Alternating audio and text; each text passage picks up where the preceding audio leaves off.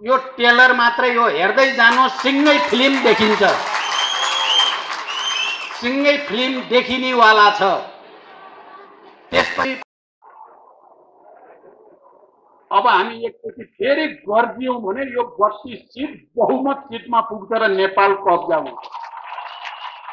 खाली आवश्यकता के हो भने एकताबद्ध भएर गर्जिने आवश्यकता मात्रै। परिवर्तन उल्ट्याउने कसरत भइराखेकै छ। प्रतिक्रियावादी र प्रतिक्रान्तिकारीहरूले कुनै न कुनै रूपमा यो उपलब्धि जे जति प्राप्त भएका छन्, दलितहरूलाई समावेशिता र समानुपातिकताको मान्यताको आधारमा दलितको संवैधानिक अधिकार स्थापित गर्ने कुरामा जे उपलब्धि भएको छ त्यसलाई उल्ट्याउने षड्यन्त्र अहिले पनि चलिरहेकै छ। दलितहरूको हक अधिकारलाई स्थापित गर्ने लडाईँमा एक कदम अगाडि बढेर केही रिकर्ड बनाउन चाहेको छ, केही रिकर्ड बनाउन चाहेको छ। म तपाईहरुलाई भन्न चाहन्छु, तपाईहरुले त्यो तागत मलाई दिनुपर्ने छ।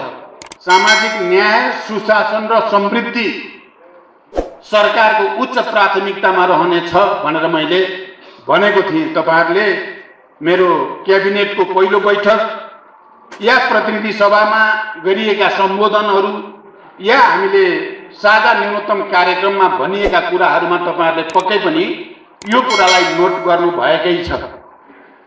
तर यो निकै गम्भीर र पेचिलो लडाईँ हो। यो सुशासन भन्न जति सजिलो छ, हामी कहाँ त्यो सुशासन साँच्चै कायम गर्ने चुनौती निकै नै ठुलो छ। किनभने सुशासन भन्ने बित्तिकै व्यथिति, विकृति र मुख्यतः भ्रष्टाचार नियन्त्रण गर्ने कुरासँग सम्बन्धित छ।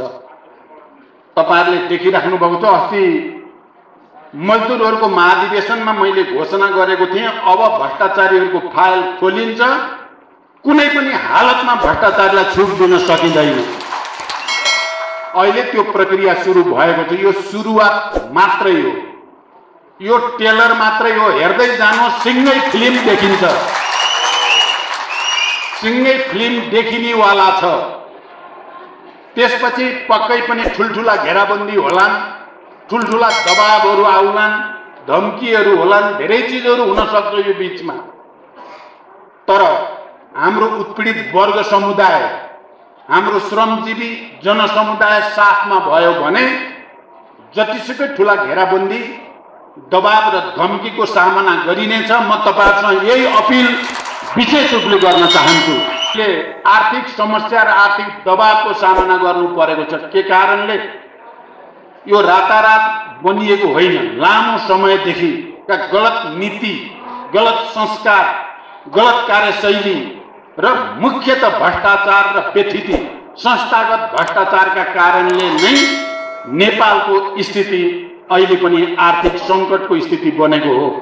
कारण यसको समाधान गर्नको निम्ति हामीले सुशासन कायम गर्नै पर्दछ र सुशासन कायम गर्न तल्लो वर्ग, उत्पीडित वर्ग चाहिँ जागरुक भएर खडा हुनै पर्दछ। तपाईहरुलाई थाहा छ, त्यति बेला मोर्चा खोल्दा चाहिँ मानिसहरूलाई बडो अनौठो लागेको थियो, किनकि म लगायत केही नेता साथीहरू माइती घर मण्डलाको चिसो पिच बाटोमा पलेटी कसेर बसेका थियौँ। धेरै थिएनौँ हामी, 100-150 पनि जुटाउन हामीलाई गाह्रो परेको थियो। र त्यति बेलामा सरकारमा हुनेहरूले र अहिले भुटानी शरणार्थी बनाएर नेपालीलाई बेच्ने मान्छे मध्येकाहरूले बडो व्यङ्ग कसेर, हरे प्रचण्डको हालत हेर त, चिसो बाटोमा बिहान बिहान पुसमा बसेको छ, प्रचण्डको हालत त यस्तोमा पो पुग्यो भन्थे तिनले। सम्झिनु भएको छ तपाईँहरूले? तर त्यसको केही समयपछि लाखौं जनता काठमाडौँको सडकमा एकपटक होइन 3 पटक लाखौंको जनसङ्ख्या आइसकेपछि उनीहरूको सम्पूर्ण प्रतिगमन र विघटनका षड्यन्त्रहरू परास्त भए। नेपाली जनता फेरि विजयी भए, हामी फेरि विजयी भयौँ। अहिले पनि एक थरी मान्छेले सपना देखेका होलान्, माओवादी अब कमजोर भएको छ, 32 सिटे, हाम्रो नाम त्यस्तो भएको छ क्या, 32 सिटे। अब हामी एकचोटि फेरि गर्जियौं भने यो 32 सिट बहुमत सिटमा पुग्छ र नेपाल कब्जा हुन्छ।